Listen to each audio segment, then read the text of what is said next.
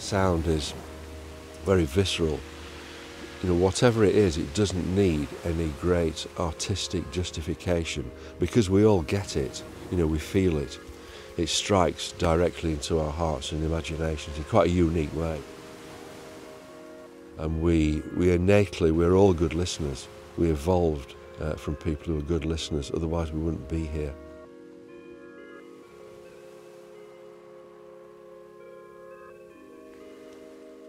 So my name's Chris Watson. I'm a sound recordist. I'm recording the sounds of the natural world, wildlife sounds in particular.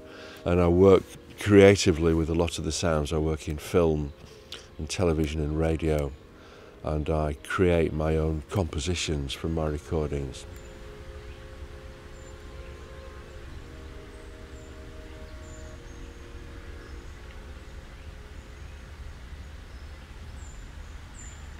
This is a good spot to record this stream.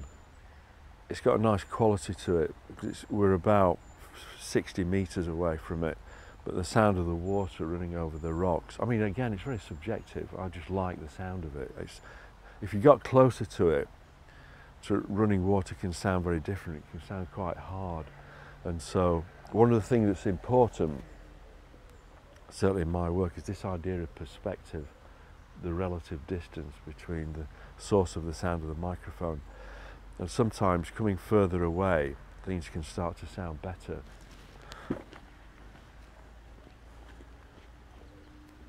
There's a nuthatch calling as well. There's a lot of birds in these woods. So this is my stereo arrangement, 2 DPA microphones on a wire coats hanger, which is a good stereo spacing. It's also perfect microphone stand. So I can do, what can I do with it?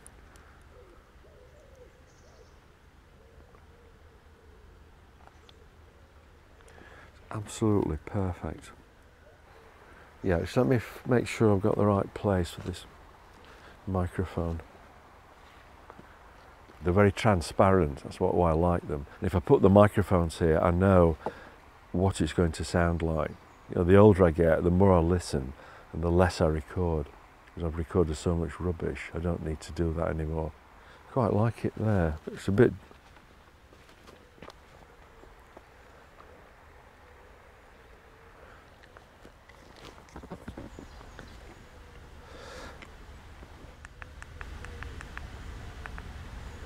Okay, I'm recording.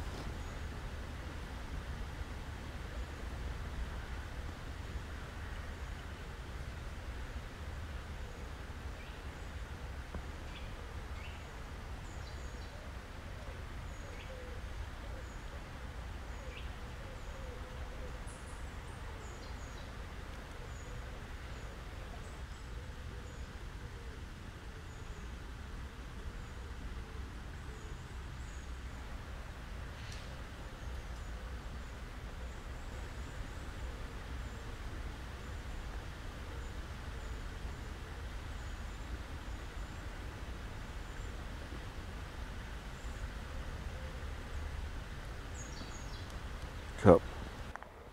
That was really good. I'm just going to make a note of what we've done. So we've got a good 2 minutes.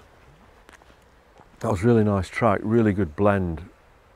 A good example, I would say, of what I describe as an atmosphere.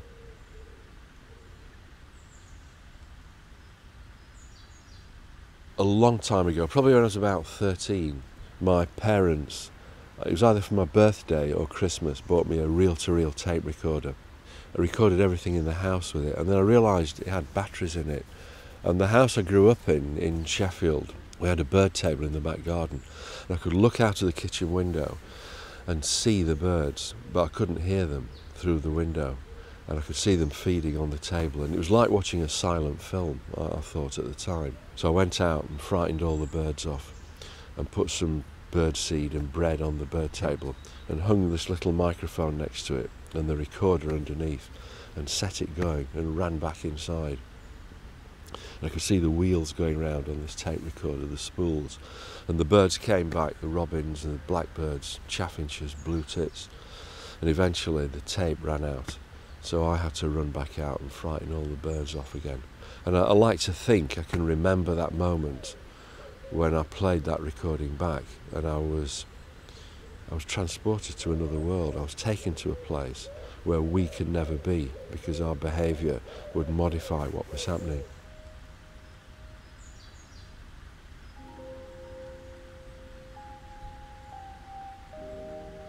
Sound recording is a very solitary activity. When you put headphones on, only you can hear the world as it is at that moment through the microphones. You cannot share it. And I enjoy that. I enjoy the isolation of sound recording. This is amazing. Take a picture of that before I do anything. For me, this is a really unusual habitat. Mature woodland bordering. I'm not a photographer, but I like documenting places where I've made recording. It's a good reference for me. Anyway,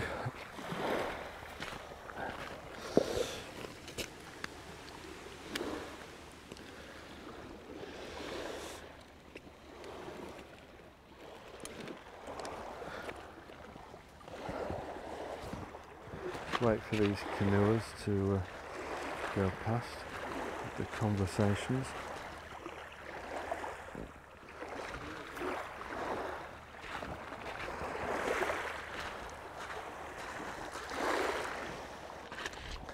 I once worked on a series for National Geographic about the Galapagos Islands, and I went out there several times. And of course, every shot in the film, there's the ocean, the Pacific Ocean in it. So I decided that we needed a really good palette of recordings of the ocean, the Pacific Ocean, rather than just have one or two recordings, so the sound editors would have a lot of variety. So starting really close with little wavelets like this, but then going back to the back of the beach, where instead of hearing individual waves, you hear the sound of the ocean. And that worked really well. You know, again, it's the same sound, but from different perspectives. The sea is actually really, with microphones, a really difficult thing, I think, to record, because everybody knows what the sound of the waves are like. But again, with microphones, it can sound really different. And it's a real challenge to get something that when you play it back, you say, yes, I recognise that. That's the sound of that ocean. So this is small waves lapping on the shore from Kattegat onto this shingly beach bordered by this astonishing mature beach woodland.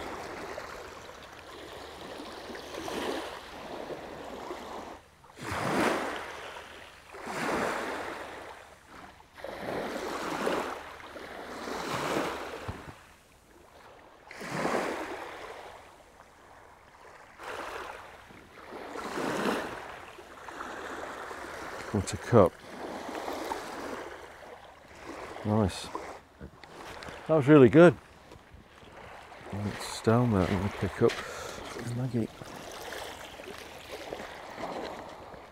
Because this beach is sand and pebble, a mixture, it has a very rich harmonic quality to it. So I mean, it's just waves lapping on a beach, but it's very individual and a nice track. And these omnis work really well like that. Not too close.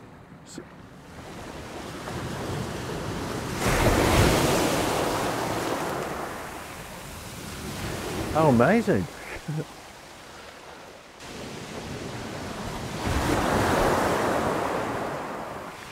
That's good sound, that undertow. It's like a tsunami.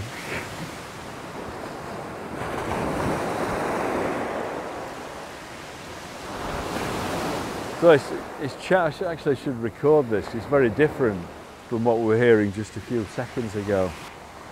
This is a track with much larger waves after the wave wash from the ferry.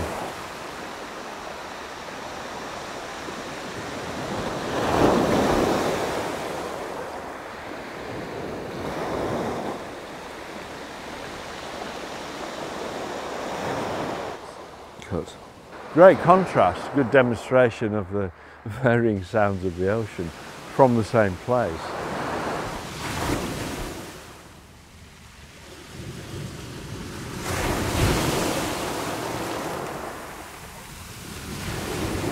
Silence doesn't exist in the natural world. Silence occurs in a vacuum. Unfortunately, certainly in English, we don't have the vocabulary for sound. We say ridiculous things like, let's see what that sounds like. And so we call quietness silence, and it's not silence. I've been in a anechoic chamber several times and experienced probably the closest thing to silence. And I found it like the worst form of sensory deprivation. It was dreadful, I couldn't stand it. But I enjoy quietness and stillness. This is the sort of quietness that I enjoy engaging with.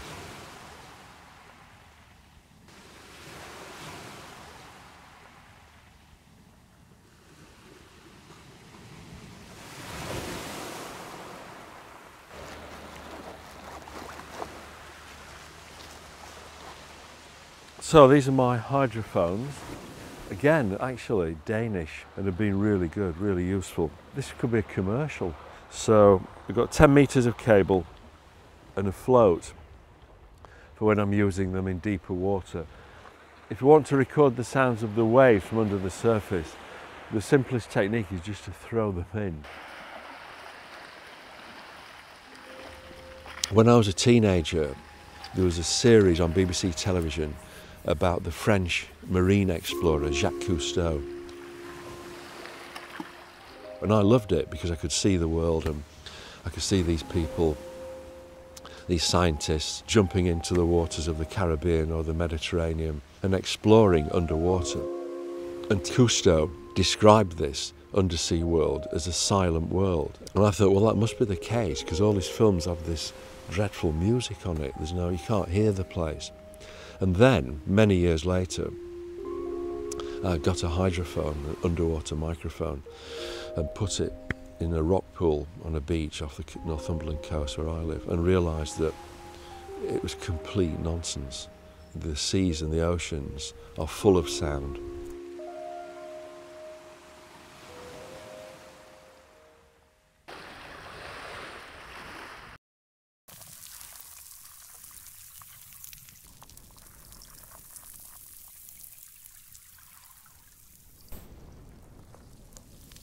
We arrogantly think we live on planet Earth, and of course we don't. We live on planet Ocean. Sound travels almost 5 times faster through seawater than it does through air, and everything in the seas and the oceans lives in a world of sound and vibrations.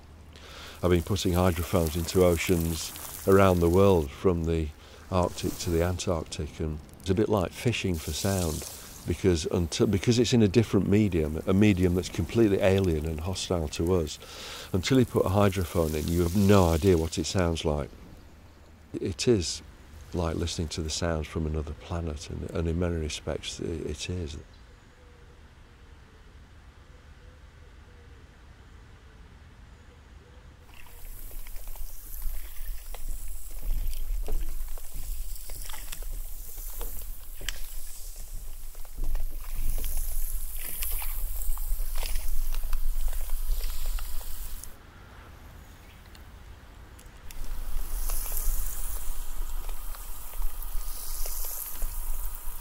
What you can also hear now is the cavitation from the propeller of the ferry. We can't hear it from here, but underwater you can get a really good idea of it. I've been recording for a long time now, and the world's certainly got noisier. It's becoming increasingly more challenging to go to places and make recordings that don't have any anthropogenic noise in them. Aircraft, combustion engines, people. You know, we're living in an increasingly overcrowded world, and it's not just some selfish thing that, you know, I want everybody else to be quiet because I need to record, but it's concerning because the planet's becoming overpopulated and overheated, and it's hard not to be depressed or dismayed by that. You know, seeing the damage that the natural world has suffered by our presence, and I think lockdown proved that very quickly. places. Animals migrated back to places when humans disappeared or noise disappeared. Animals migrated back to those environments very quickly. Oh, jackdaws are nice. Very percussive sound. One of my favourite crow sounds.